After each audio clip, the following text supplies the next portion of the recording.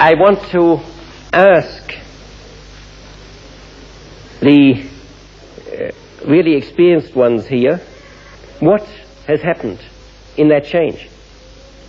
Now, I'd like to point out that, you see, no organic matter was introduced.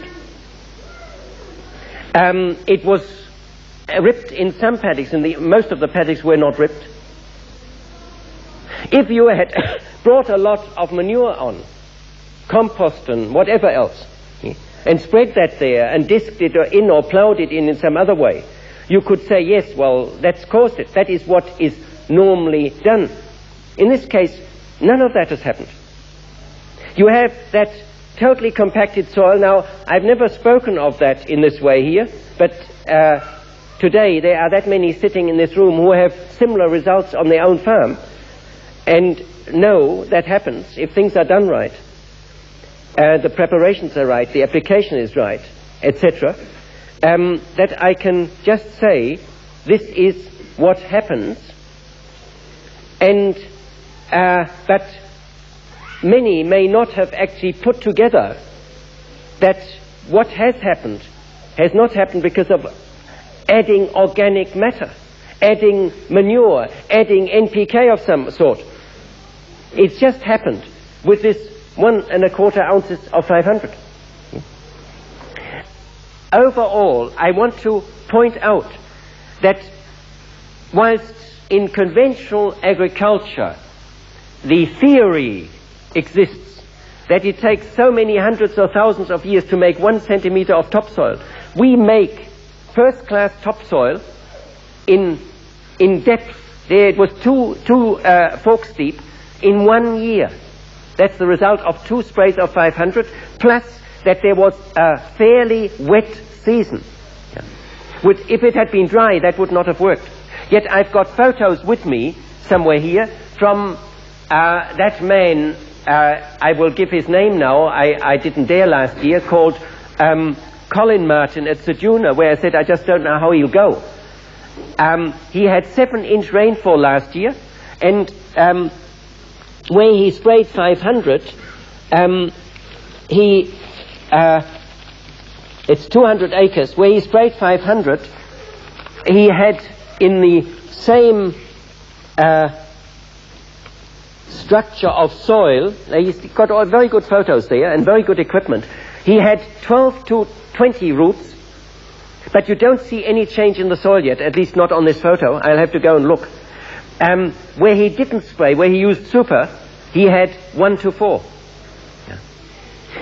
So with roots it starts. Without roots nothing happens. You see the difference where there are higher developed plants like ryegrass compared to the Patterson's curse. Yeah. Immediately the 500 can work much lower down. That's why I wanted him to sod so.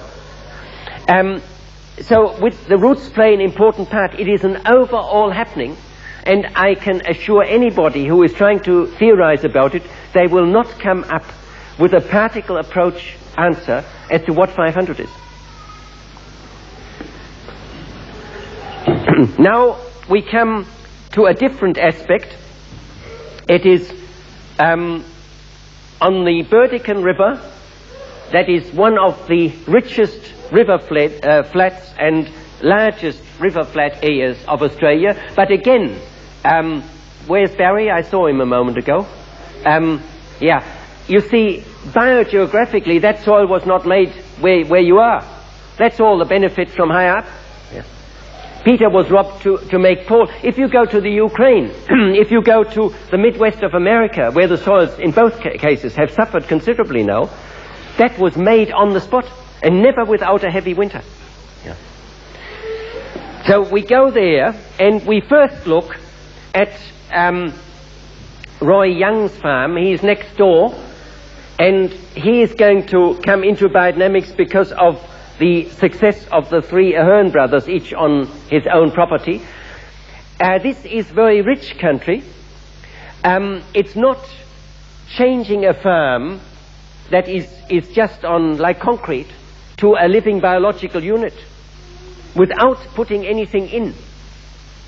You see, we are the only sustainable farmers on earth. because we have closed units.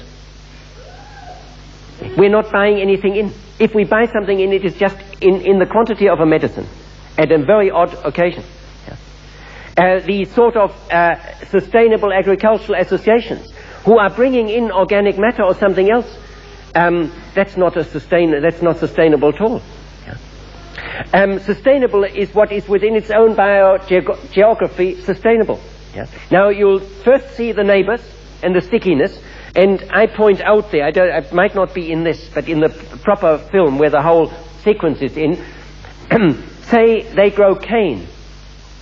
That is planted in sticks, cane sticks, and they have to, with a chemical, seal both ends, or the thing rots away. Now, when you see the soil of the neighbor, you will immediately see anything you put in there would rot away. Then we go to berries, and you will see this most beautiful structure, in spite of that wet year.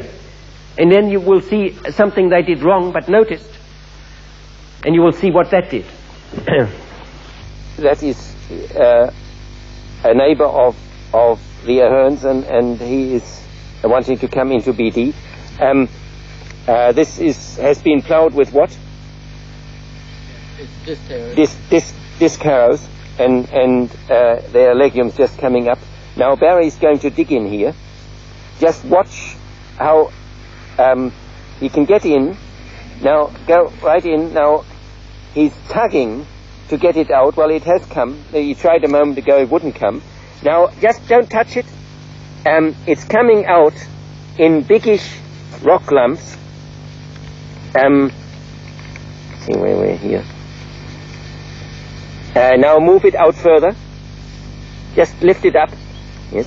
At the bottom tip of the fork, there is stuck together soil that looks like old coal slag. So stuck together. You can see it is lumps. Worse than the rotary hode bit that we just looked at before. There is really no structure in this part here. It is just all, it will either be sand or it will go very hard. You can see how it is compressed. There is just no friable activity at this stage to be seen. Now we'll try and find another lot just now. It's very muddy and sticky. Yes. And there, Barry has got it in his hands. You see, it is inherently also the same rich soil, but it is just in cracks, compacted lumps. You can imagine as soon as this gets dry, it will go very, very hard. You'd never get the fork in. Where Barry first forked, he could hardly get it out of the ground. Try that once more, and in another spot. There is just no actual biological structure in any of what they are moving about in their hands, much less than where Kevin had rotary hode. Now bend it out again. You see, he's got a terrific job. The back of the fork gives way. Yeah, he can't get it out. On his place, there was no problem at all. Now it's coming out a whole lot of rocks right to the front. That is a sign of what this soil, the compaction, is like. And you can imagine if that was dry, you would just get nothing out of it at all. A totally different behavior of getting a forkful out than it was at the Aherns place. And although this looks dark, there is absolutely no structure whatsoever. It is just lumps, mechanically made, broken up now by getting it out, and it either will go into nothing, or it will into dust, so to say, or it will go into very hard rock. Yeah. And it's very sticky. See how he's moving that, how sticky it is? Break it apart. Yes. Yeah. Very, very tight. You see, he's really exerting pressure now to pull it apart. Totally different behavior. In a good, inherently so very rich soil as this is, these are signs of the poverty of biological activity and structure. Here is cane at Barry's Ahern.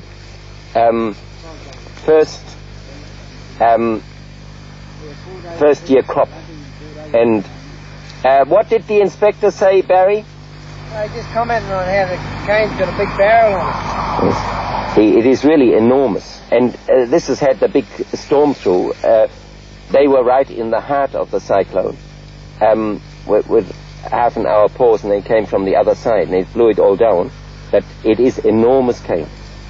And well, that is what is possible now with biodynamic cane.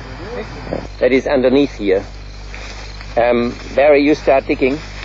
Now, we've discussed earlier on here, and that's why I got the camera. You see, their soil was inundated with water. A fragile soil or compacted soil, they would have had the water all on top of the ground. Here, however heavy the rain was, it never showed on top. The ground could take it. And now, instead of the soil being stinking, you see, wherever he digs here, you can go deeper and deeper. It is all one most beautiful structure. Really, you'd have to think of the Ukraine to go to watch it here. He's just crumbling it in his hand. This is where the crop is, where we just stood in, and here are 2 rows done with a rotary hoe. And first of all, there's a caking on top, because the rotary hoe has just dismembered all soil structure. Now dig it out. He can dig it by hand. He doesn't need a shovel.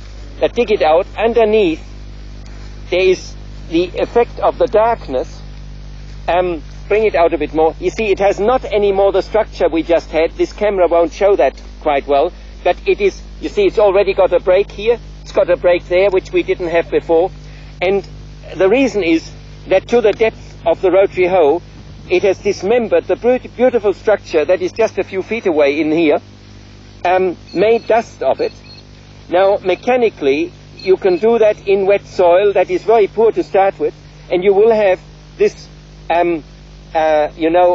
broken down, friable piece, but it's mechanically made friable, not biologically, as where we just dug. And of course, it sets down much harder, and this soil has been brought back at least 50% to what it is just next door here, inside there. On a farm, it is mid-October. On a farm out from Mansfield, about 2/3 are flat, 1/3 is hill. We're down the lowest part. Here is quite a bit of erosion, and it's actually the water that catches on this farm only. And here now we can look again at the actual soil structure. It is just white sandy clay virtually to the top. Put your foot on so the front breaks out. Yes, this is much better. We picked a spot where there's just a bit more growth. This is 500 has worked. The roots are down deeper. 500 has worked by the color at the top quite a way down, and at varying amounts. See, here is much less, and here the line goes down deeper and across like that. Turn it round and let's see the other side. Yeah, one can see the color more, but not as... Just sprayed twice. No. Here.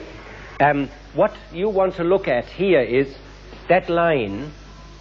It'll come later on in another picture where there are hardly any roots.